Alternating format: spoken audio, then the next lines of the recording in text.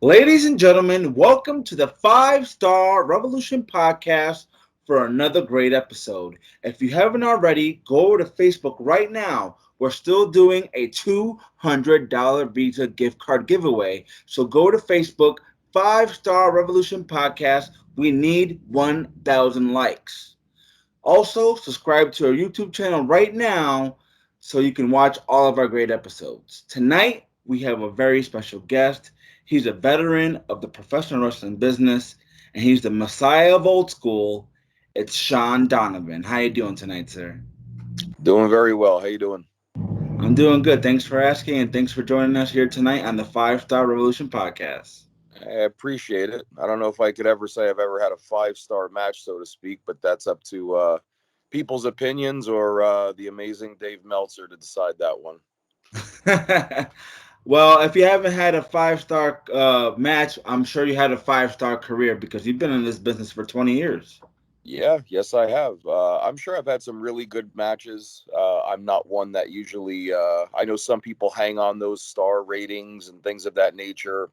I'm not one of those. My goal is to go out there and entertain, put on the best match that I have, stay in shape. Be a good business person, be a good brother in the locker room, and I guess that's led me to 20 years in the business. So let's talk a little bit about your childhood here. Sure. Were you a wrestling fan growing up? Yes, I was. I know I've told this story on a few different podcasts, but I think the first time I ever saw wrestling, I was probably, I want to say, 4 or 5 years old. Was introduced to it by my grandfather, who, emigrated from this country from Italy in the 60s and 70s. So loving sports and seeing wrestling, every Italian loved Bruno Sammartino. I mean, he was the god. So he would watch it religiously when it was on MSG Network, when it was on, the infancy of cable TV and things of that nature, and on the local channels. And, I remember it clear as day watching. It was a match between Baron Miguel Cicluna and SD Jones. And for whatever reason, I just looked at the TV and I was hooked. To me, there was just something about the way that Baron Miguel Cicluna could just, the way he operated, just the way he controlled a crowd with a 4 or 5 year old mind. It just engulfed me, and would watch it with him religiously. He passed away, unfortunately, very young a year later, but I never stopped watching from that point. Um, and here I am at, my ripe old age, and I'm still watching it every single day. So who were your favorites growing up as a kid? So I had access to mostly the Northeast here. So mostly what I got was WWF, WWE, if you want to call it whatever. I know it's taboo in some ways to say WWF, but who cares? But I did get a little bit of NWA at the time. Later on in the late '80s, but I watched WWF or WCW or NWA. I was always, for some reason, drawn to the villains. There was just something that captivated me. Growing up, I mean, I remember being, watching WWF. I always gravitated to guys like Jake the Snake Roberts, guys like Rick Rude, Mr. Perfect when he came in. Um, uh, the Brain Busters when they were in WWF, but got to see a little bit of them in NWA. So again, loved all the villains, the Russians, you name it. But the one person that stuck out to me because of his personality, his outlandishness, his entertaining style was Terry Funk. And to me, kind of like another traveled veteran of homicide. We both have a huge fan man love for Terry Funk. To us, there he's the goat of professional wrestling. Terry Funk is a great wrestler, man. He's a legend. I heard he's not doing so great nowadays, but he'll Yeah. be always a legend in this business. And I bet you if he was still healthy, he'll be still in the wrestling ring today. Yeah, I think so.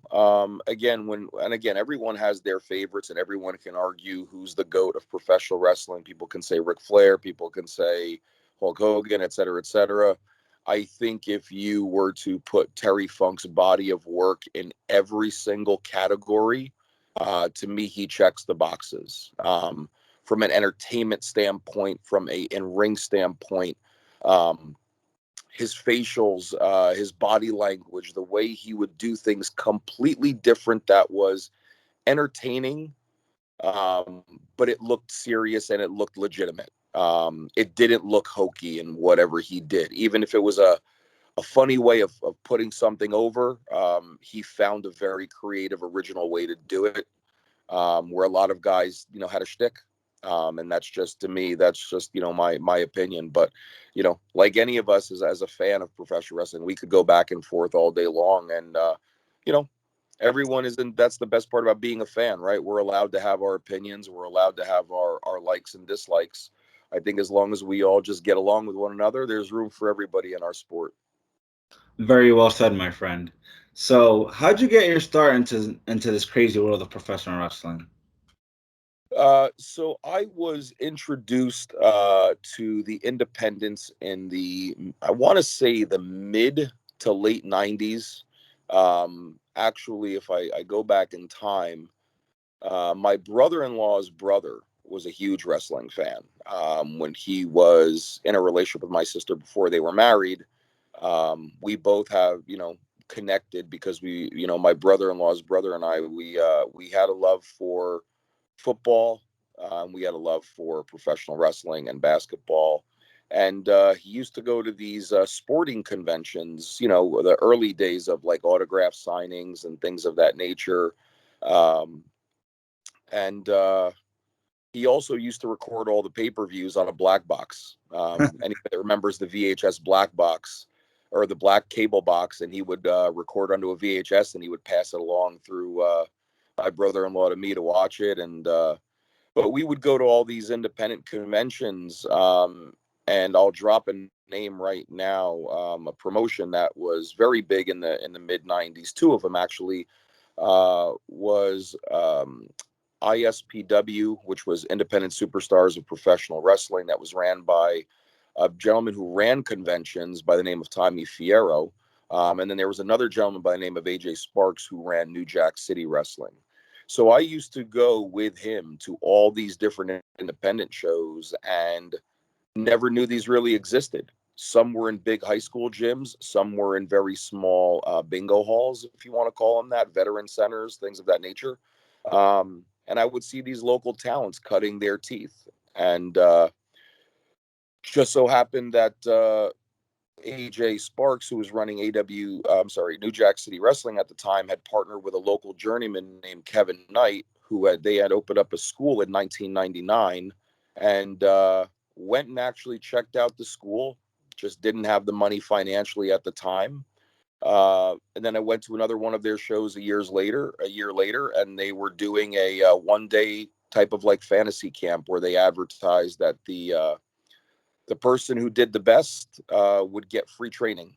Uh, so took advantage of that, and I tried to do the best I could to get myself in shape. I wasn't somebody at the time who was really into weights, and did the fantasy camp, and I didn't win, but AJ Sparks had pulled me aside and said, "Hey, unfortunately, you didn't come in first, but you came in second. I can't offer you free training, but I can offer it to you at half the price that we normally charge." And I was, working, a job, going to college full time, and trying to balance my studies and make money. But when he said half the price, I wrote a down payment check that day.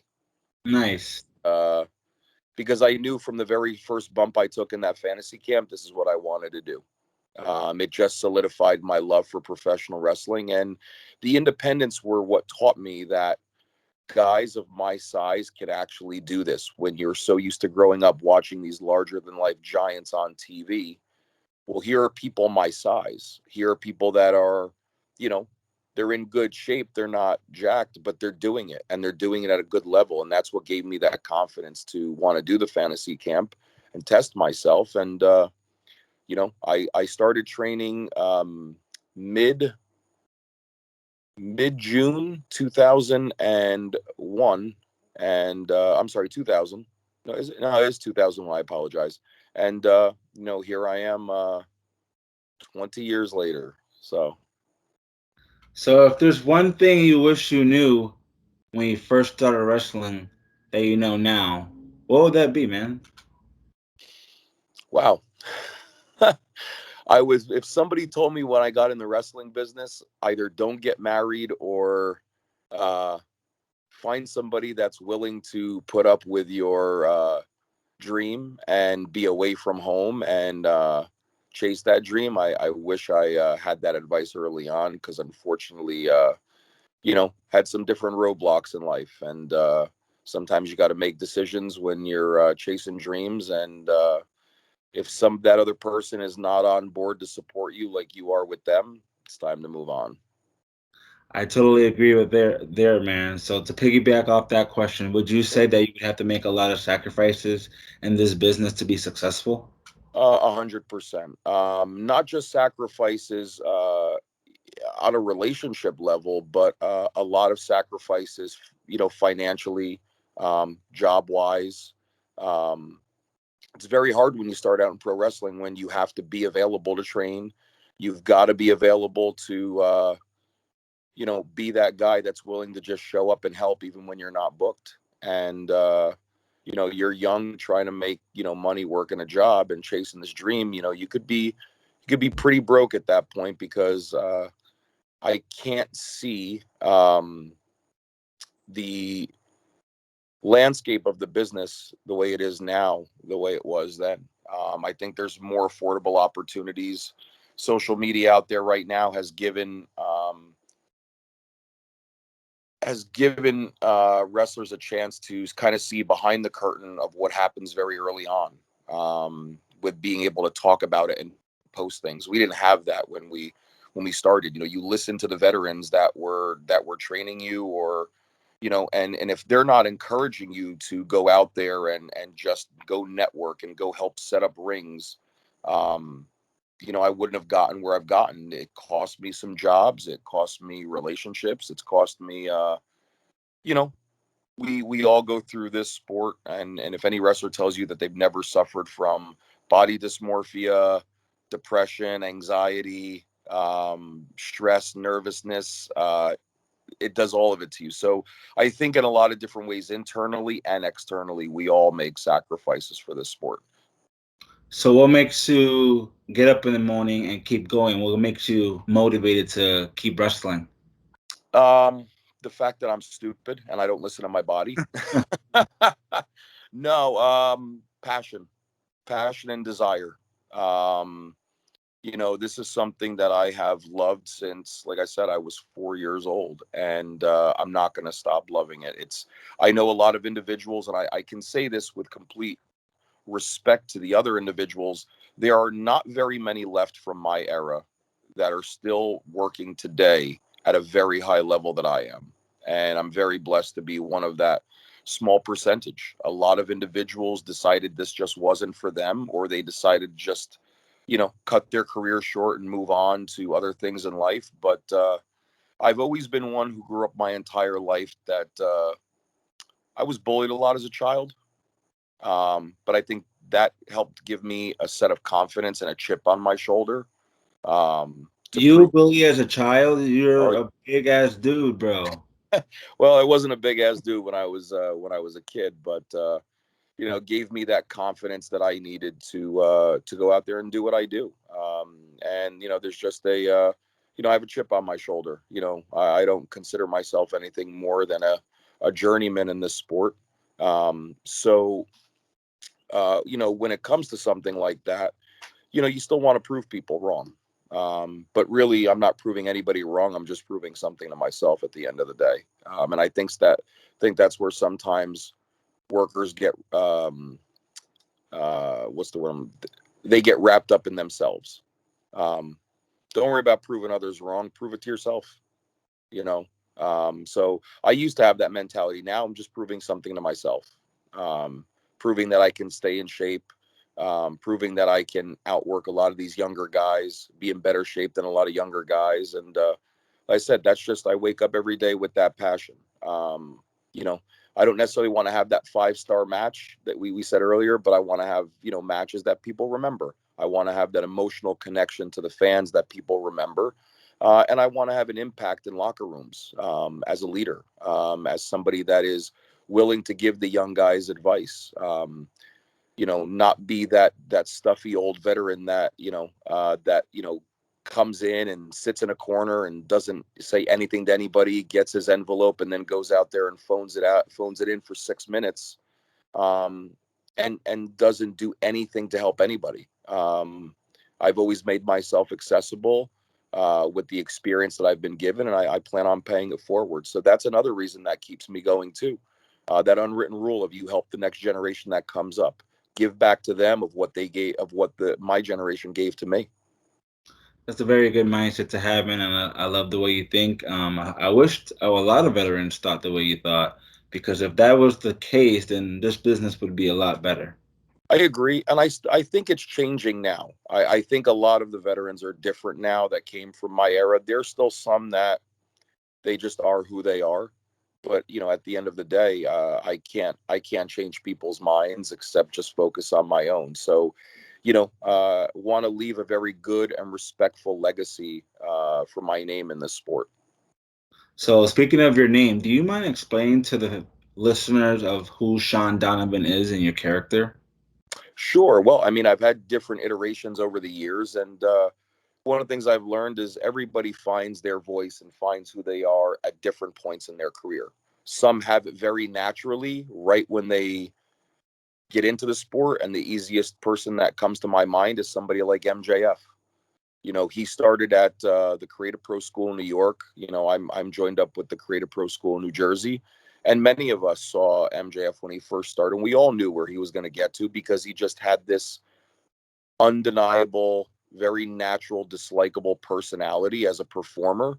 And like I said, just some people have it naturally. For me, I struggled for many years trying to figure out who I was, and I wore long tights for the first 15 years of my career. And on year 16, I decided to try trunks, and it was the right fit. And that just steamrolled into a different personality for me. And the Messiah of Old School, while it is a character name, it's kind of really who I am. The persona behind me is, I'm an old school worker. And I still believe that old school gets over. And I don't just mean in the ring, I mean in all different facets of the way our sport used to be. And I truly believe that, while our business is on fire again, to me, I still think things in the ring can be told a little bit differently. I respect everyone's level of ability inside the ring. I don't necessarily agree with certain styles. I think things can be slowed down a little bit. Um, but that old school mentality for me, you know, I'm a pro wrestler. I'm trunks, I'm boots, knee pads.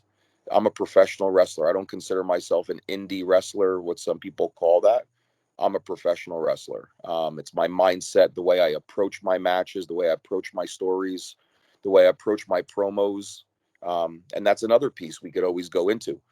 Very small percentage of our business is doing promos anymore. And the age old adage of old school, if you talk them into the building, that's what I'm doing these days. Um, Grabbing that emotional connection from the crowd. So that's Shawn Donavan. I take the things that I'm not necessarily a fan of in the sport, and I just turned up to level 100 in an entertaining way of doing it. I love that answer. And speaking of promos, I've been doing this little segment on my podcast where I ask the wrestler to cut a promo, whether Mm-hmm. it's a heel or a face promo, I don't care. Just cut a promo on a match, Mm-hmm. any match you want. Would you like for to do that for us? Yeah, sure. If you give me 1 second, I have a couple of matches that are going to be coming up pretty soon. And let's see, with WrestlePro, I'm going to be wrestling Tommy Dreamer in a Oh, very match. nice. You know, let's see. Give me a second to kind of just get my brain into character mode here. Let's see.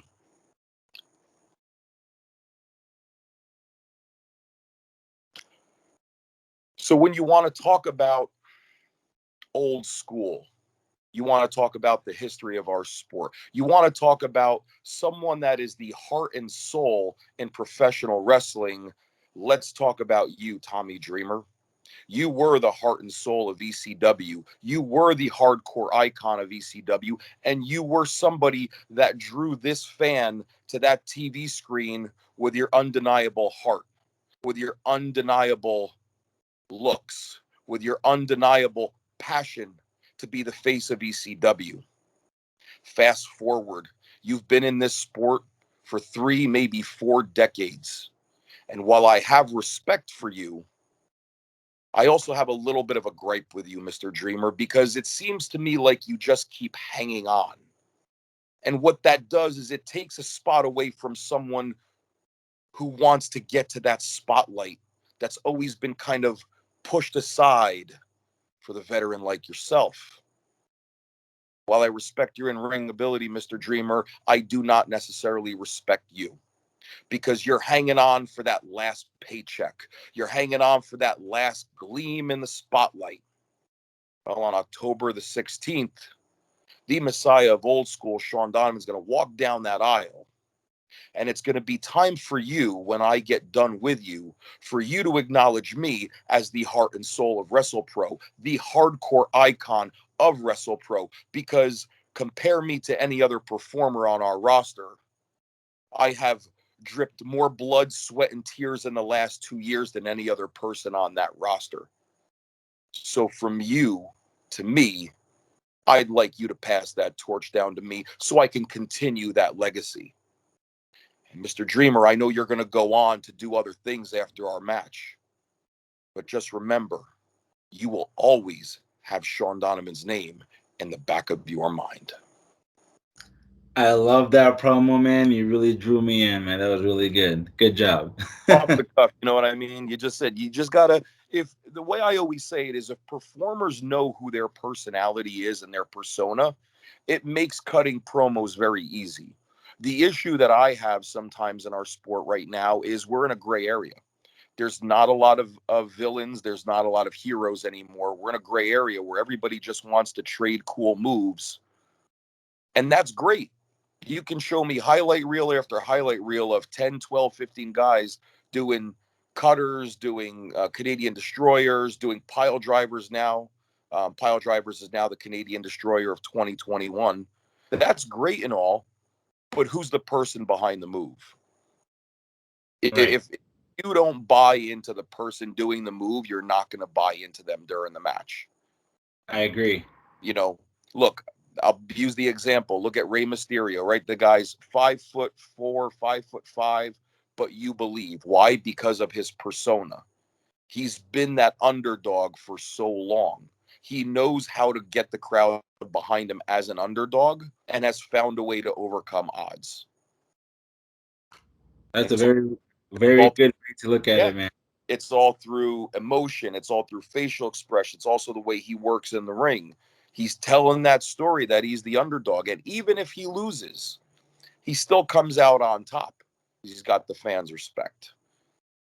So I've done my research on you, and I've seen that Sorry. I've done my research on you, and I've seen that you've done spots for WWE, AEW, and Impact Wrestling, right? Correct. So can you talk a little bit about that experience? Sure. So I started doing a lot of extra work for WWE early on in my career because very early on, I was blessed and fortunate enough to have somebody like Dr. Tom Pritchard come in and do multiple seminars back when he was the head of developmental talent for WWE. When he did that, um, excuse me, when he did that, he provided opportunities for those that were working hard. And through that, a lot of guys, myself, 2 guys that are referees for WWE now, and Sean Bennett and Danilo Amphibio, who is Dangerous Dan, and even working for New Japan right now, Fred Rosser, and a few others, we were always booked consistently as extras along the Northeast. So always have had that opportunity there. Impact opportunities came through the current home promotion that I'm at with WrestlePro. Opportunities come up where, the guys that are in charge, that are working, providing opportunities, are vouching for me, and saying, hey, this guy, he'll be good in this. You should use him. And then with AEW, a lot of the same thing. A lot of it is just trial and error, but also individuals there that are connected with people that know me that again are willing to put their stamp of approval on me. Um, and that's how opportunities come. I've always said you're going to have to work hard on your own to get a lot of these opportunities, but a lot of times in any form of business, a lot of it is who you know. And if people are willing to vouch for you and willing to go to bat for you, and you continue to knock it out of the park when you do, it's always going to be there for you. It's just right place, right time, right opportunity. And I'm very blessed and very thankful for the individuals, and they know who they are, that were, instrumental in providing me those opportunities. And I will never forget that. And I bet you those opportunities were amazing and great to experience, man. I wish I was in your shoes. Absolutely. You always learn something different when you're watching and being a part of things on a grand scale. And anyone that gets the opportunity to do those types of extra work, don't just go there and think you're going to have a match, because a lot of times you don't. And a phrase I always give to young talent is, you get booked for those opportunities, go in there with this phrase: no expectations, no disappointments. If you do that, go in there and just be a fly on the wall. Keep your mouth shut, keep your ears open, watch, listen, watch how people are producers are helping talent in their matches. Watch how the production is. Watch how these guys ring the bell. Watch how the ring announcer announces. Watch how the ring crew sets up the ring. Just take everything in. I totally agree, man. So with 20 years in the business, I'm sure you have a couple funny road stories. Mind sharing one? Sure. Yeah, so I was on a road trip with Dan Moff and Falaba and the Heavenly Bodies at the time, and we were traveling to an event in Rhode Island. From where I am, it's about 4 hours away. It's a quick 4 hour drive. We stopped at a rest stop, and here I am at the urinal, you know, unzipping, ready to let it out, and out of nowhere, I just hear a loud scream, and here comes Falaba from behind me and splashes me directly into the urinal on the wall.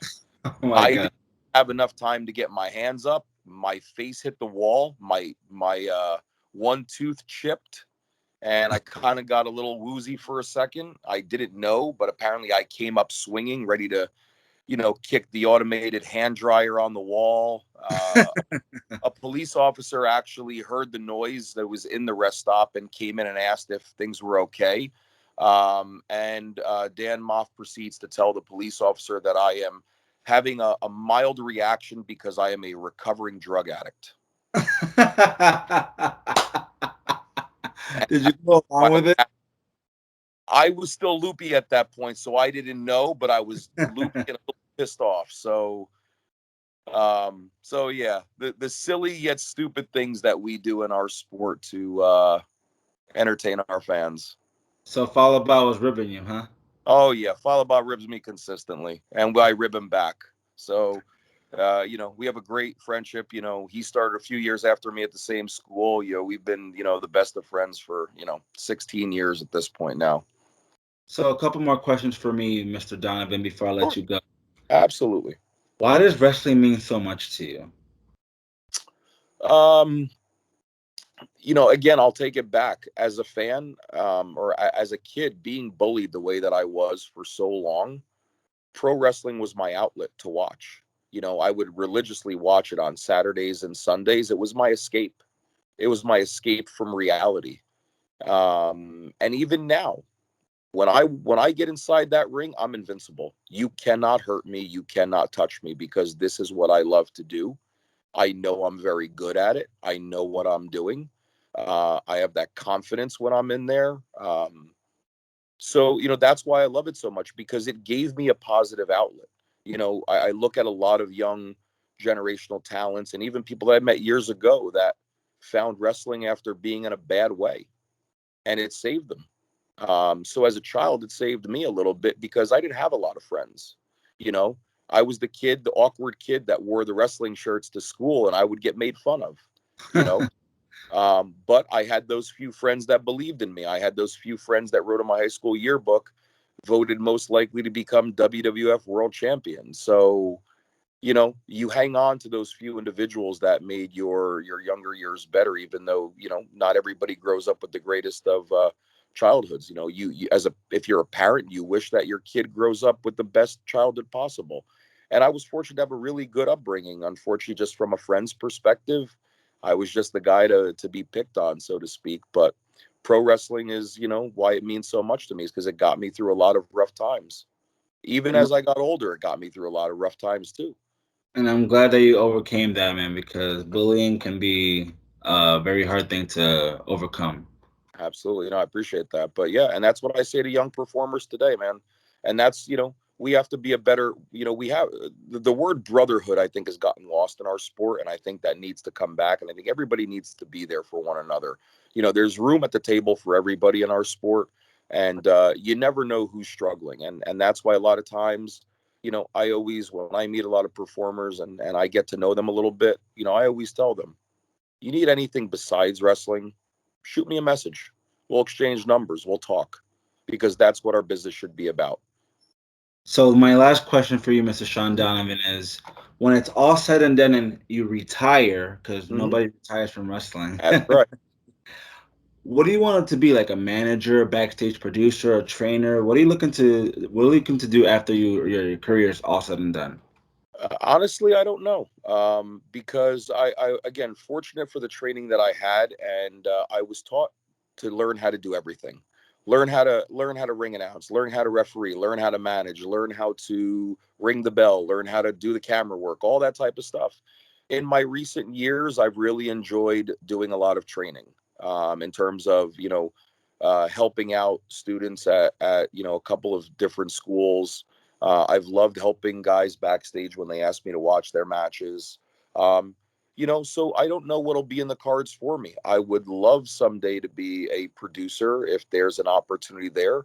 Would love to be a coach somewhere. If not, maybe someday open up my own school when my career is done as a second piece and continue giving back and training students the right way. Again, very blessed and fortunate to be trained by the individuals that I have been.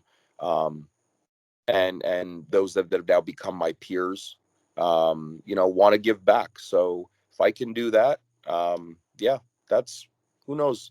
Who knows where the future lies, man? We just take everything one day at a time.